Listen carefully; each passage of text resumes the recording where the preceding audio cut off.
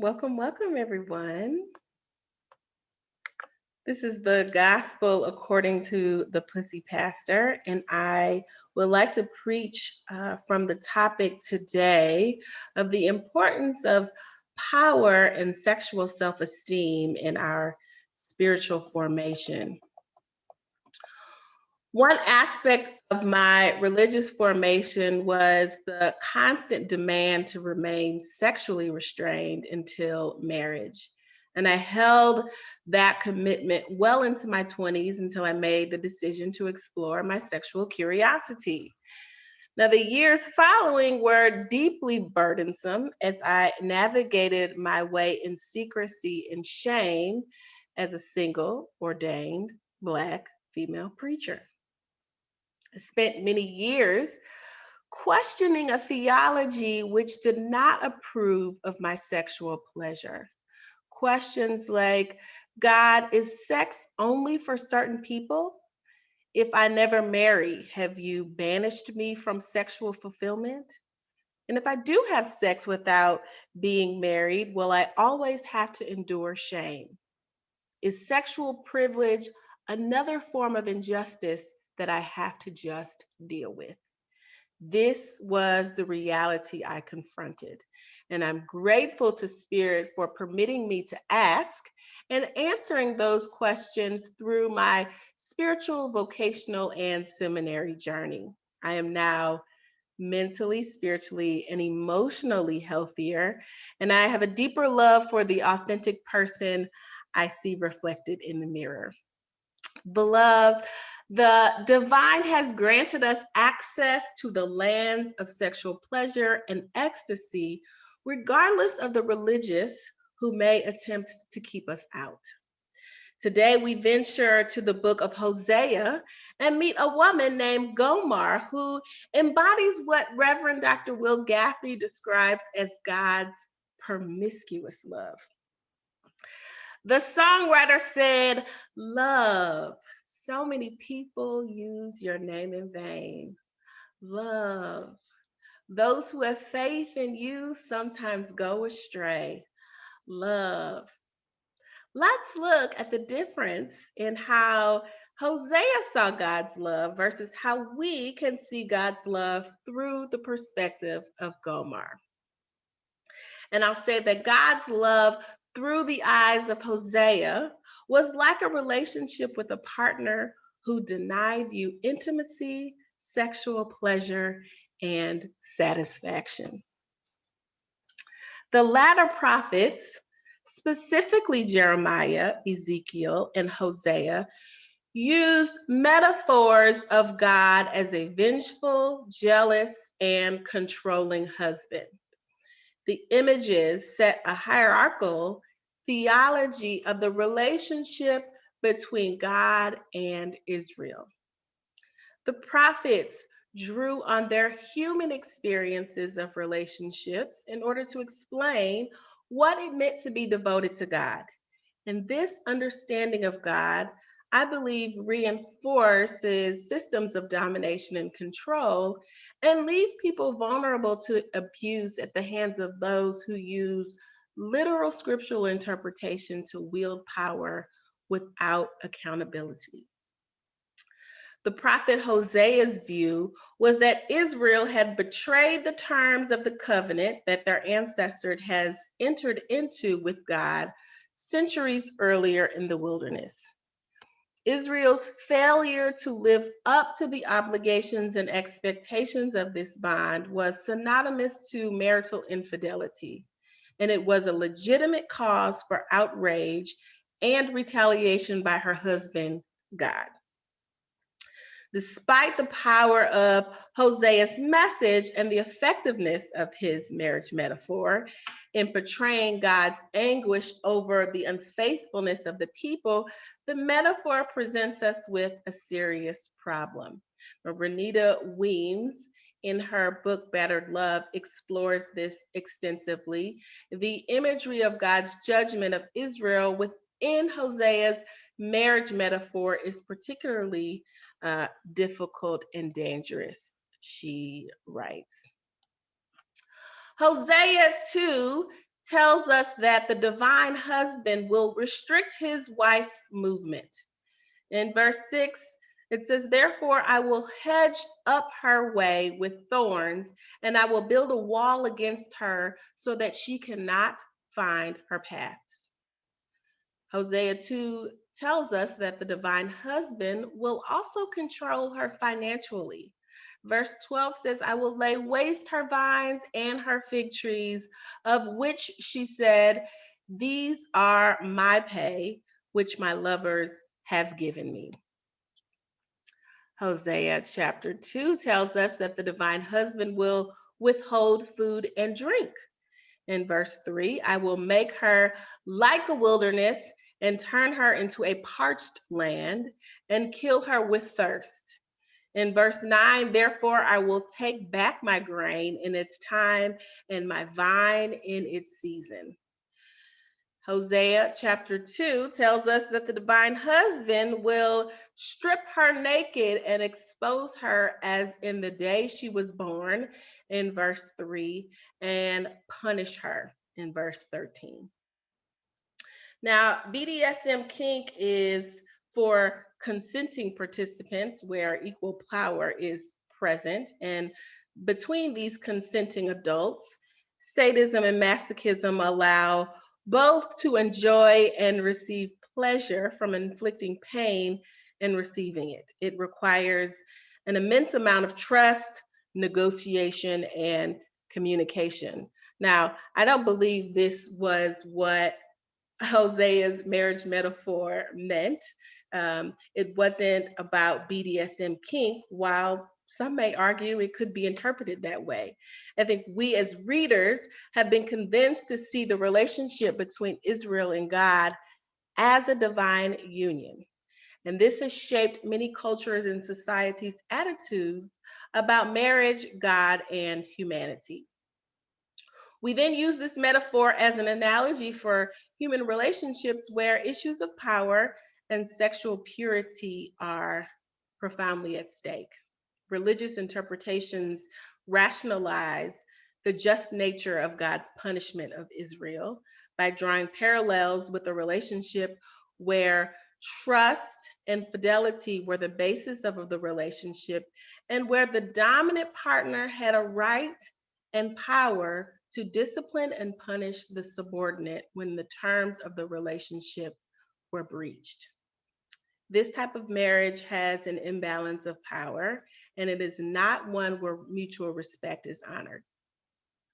One won't violate someone whom they respect and honor. And I think that becomes specifically important when one is in a position of social power. So, for the religious leaders and spiritual teachers, this is very important to kind of wrap our minds around and understand. This is why I believe in shared power, that we all have a right to power. And when we all have access to power, it does limit one's propensity to abuse, dominate, and or control. So that's God's love through the eyes of Hosea, uh, condensed. And I want to talk about God's love through the eyes of Gomer, which was like a relationship with a partner who shared power, mutual attraction, and deep acceptance. Professor of social psychology, Dr. Madeline A. Fugere wrote an article in Psychology Today where she describes the relationship between power and sexual self-esteem.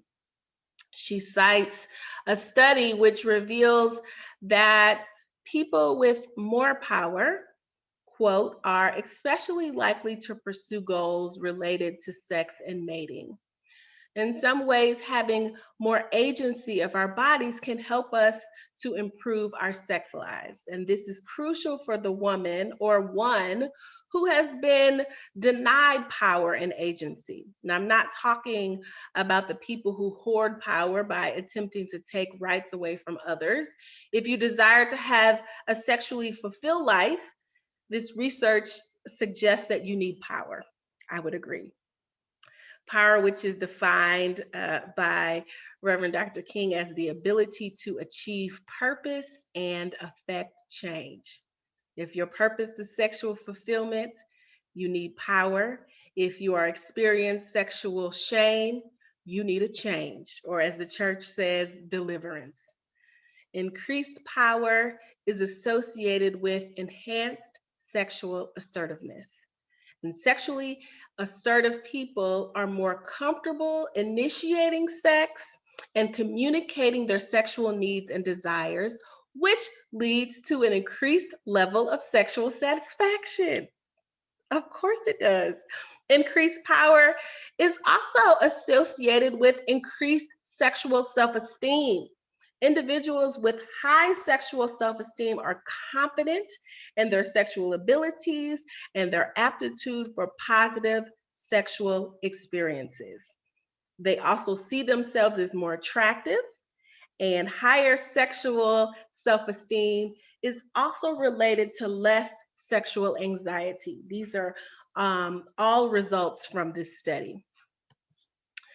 Hosea 1, I'm going to read a few verses. I think I mentioned in a few videos back that when I'm reading the Hebrew Bible, I'm often using Will Gaffney's interpretation. She is a Hebrew scholar.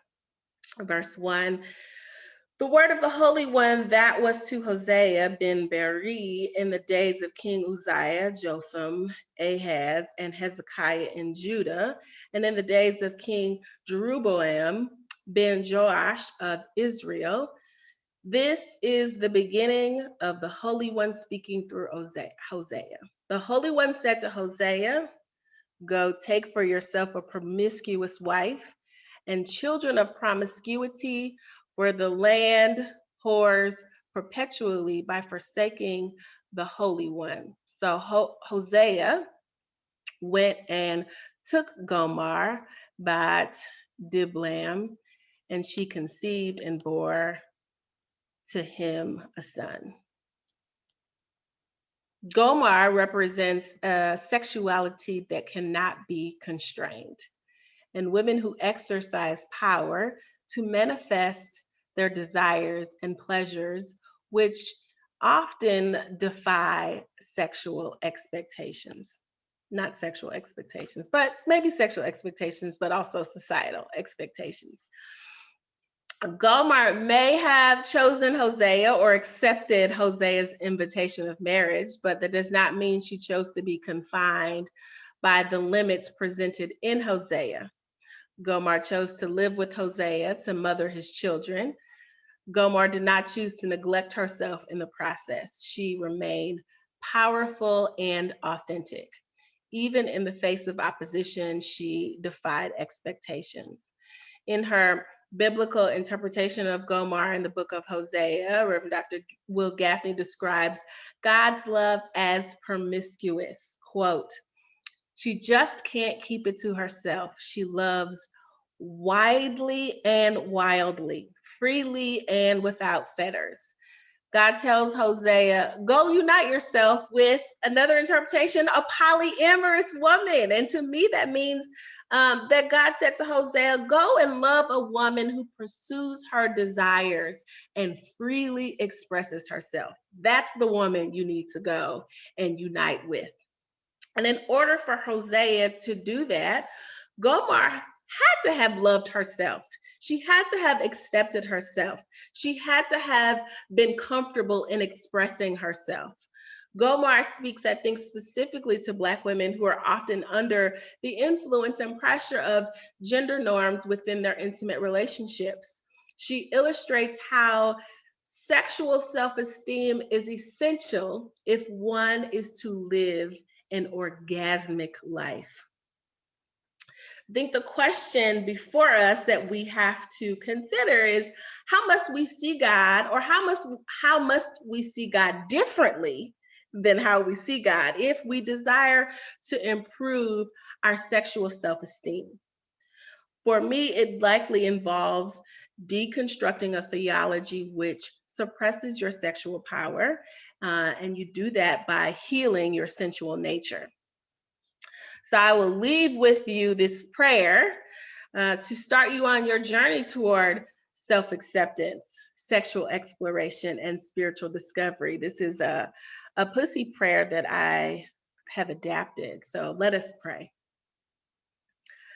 I lay hands on myself and declare my pussy eternally redeemed, loved, beautiful, sweet, creative, and powerful. I release and let go of all physical, psychological, emotional, and religious pain and trauma experienced in this lifetime. I extend this healing to my ancestors in previous lifetimes who had their bodies stolen, exploited, and misused by others. My victory I share with them as they are a part of me. I break every restraint and release all energetic debris projected by others who didn't acknowledge me as a reflection of the divine. I declare my pussy is my own creative space, sacred pleasure center, connected to source and portal to other dimensions. My body belongs to me, and I am free to enjoy the depths of pleasure and the heights of ecstasy.